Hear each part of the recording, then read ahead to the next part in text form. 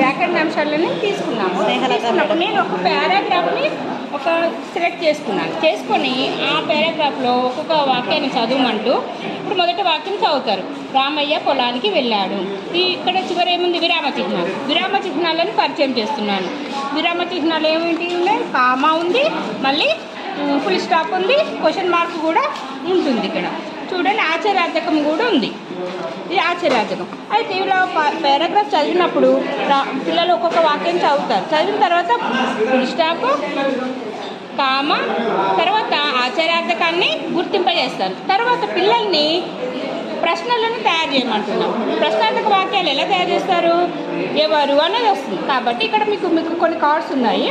పిల్లలు ఎవరు పొలానికి వెళ్ళారు అనేది చెప్తారు. తర్వాత ఇందులో మళ్ళీ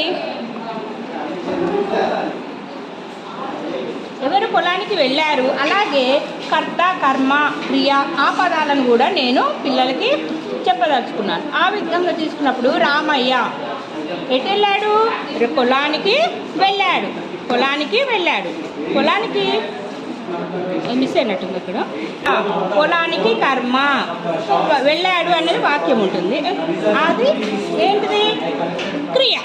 సో క్రియాపదాలను కూడా నేను గుర్తింపు చేస్తున్నా. ఏమేమి ఉన్నాయని చెప్పమంటే దున్నాడు, ఇంకా అనుకున్నాడు, దుఃఖించాడు అని చెప్తారు. చెప్పినప్పుడు ఆ పదాలలో మళ్ళీ భేదాలు ఉంటాయి. ఒకటి భూతకాలము, భవిష్యత్ కాలము, మళ్ళీ వర్తమాన కాలం అని చెప్తాను. ఆ వాక్యాలను ఎలా గుర్తింపు చేస్తాము?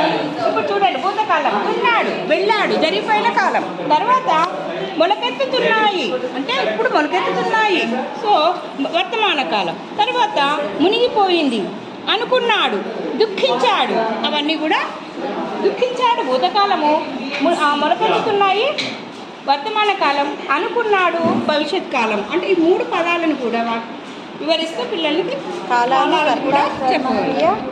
ఈ విధంగా వ్యాకరణ అంశాలని విద్యార్థుల్లో చెప్పించవచ్చు.